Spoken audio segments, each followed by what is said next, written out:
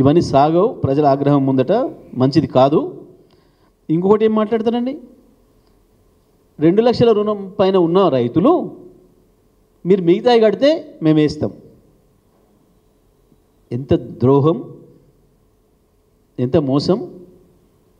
నువ్వు వేసే 2 లక్షలు వేయి, ఆ రైతు ఆ బ్యాంకర్ చూసుకుంటారు మిగతాది. రెన్యువల్ చేయాలంటే మిగతాది కడితే చేస్తా అంటాడు బ్యాంకర్, కట్టుకుంటాడు ఆ రైతు. ఏదైనా ఇబ్బంది ఉన్నాయని 4 రోజులు ఆలస్యంగా కట్టుకుంటాడు. కానీ నువ్వేసినాక నేనే ఇస్తా అనేది ఏంది? ఇది ఎంత దుర్మార్గమైన కండిషన్ ఇది. ఆయన ఏదో ఇబ్బంది ఉంటే తెచ్చుకోండి, ఒక 5 లక్షలు తెచ్చుకోండి ఒకవేళ అనుకుందాం. నువ్వు 3 తెచ్చి కడితేనే నేను వేస్తా అంటే 3 ఏంచి తేవాలి? 3 రూపాయల వడ్డీ తేవాలన్నా? రైతు ఏంచి తేవాలి? నువ్వు వేసిన 2 వేసే అంతే, మిగతాది వాళ్ళ తిప్పలు వాళ్ళు పడతారు, వాళ్ళ బాధలు వాళ్ళు పడతారు. నీ 2 పడ్డాక ఇన్నో అన్నో బదులు అడుక్కొచ్చుకుంటారు, మిగతా కూడా కట్టుకుంటారు, మళ్ళీ రెన్యువల్ చేయించుకుంటారు. కానీ మీరు వేసినాక మేము వేస్తాం అది కూడా అడుగుతున్నారు రైతులు. నాకు స్వయంగా నాకే చెప్పారు నిన్న మొన్న రైతులు, సార్ ఆ 2 వాళ్ళు ఏ లోపల వేస్తారో ఏ లోపల మమ్మల్ని కట్టమంటారో ఒక డేట్ ఇవ్వమనండి. ఇది రైతాంగం నాకు చెప్పిన విషయాన్ని నేను మాట్లాడుతున్నా. ఏ తారీఖు లోపల మేము మిగతా అన్ని జమ చేయాలి చెప్తే మేము ఆ తారీఖు లోపల చేస్తాం, ఆ తారీఖు లోపల ప్రభుత్వం కూడా 2 చేస్తే మళ్ళీ మేము తెల్లారి తెచ్చుకుంటాం. ఈనాను అప్పసప్పు చేసి తెచ్చి కట్టుకుంటాం. మరి మేము అవతల ఇంత అప్పు తెచ్చి వడ్డీ తెచ్చుకున్నాక బయట వడ్డీ తెచ్చుకొని కట్టినాక మళ్ళీ ప్రభుత్వం చేయకపోతే మా బాధ ఇట్లా ఏం చేయాలి? మేము ప్రభుత్వం నుంచి స్పష్టత కావాలి. రైతాంగం అడుగుతున్నమాట, ప్రభుత్వం నుంచి మాకు స్పష్టత కావాలి.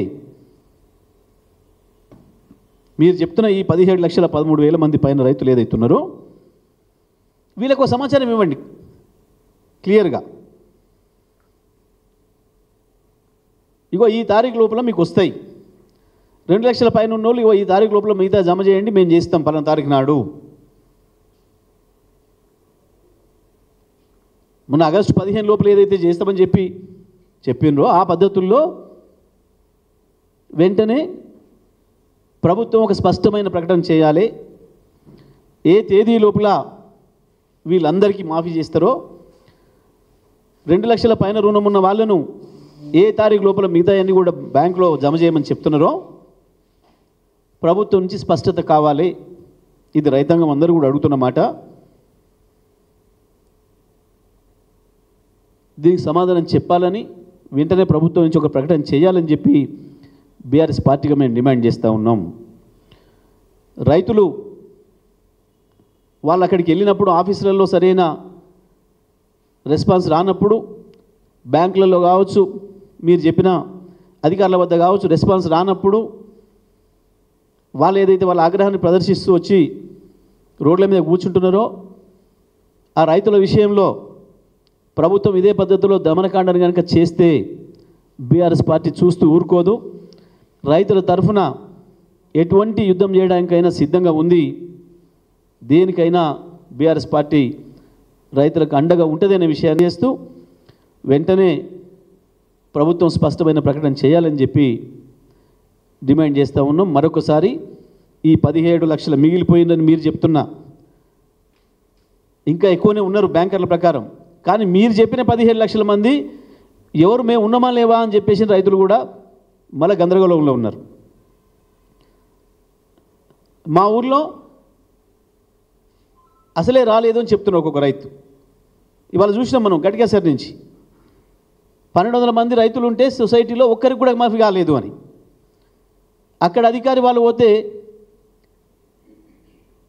అసలు ఇంకా మొదలు పెట్టలేదు సొసైటీలకి అని చెప్పిండట. చాలా ఆశ్చర్యంగా ఉంది ఇది. చాలా సొసైటీలలో మేము వెళ్ళిన అడిగిన చోట, సార్ మా సొసైటీలో 2000 ఉంటే 300 మందికి అయింది, 400 మందికి అయింది అని చెప్తున్నారు. మా గ్రామంలో 700 ఖాతాలు ఉంటే ఇప్పటివరకు 150 మందికి అయింది అని చెప్తున్నారు.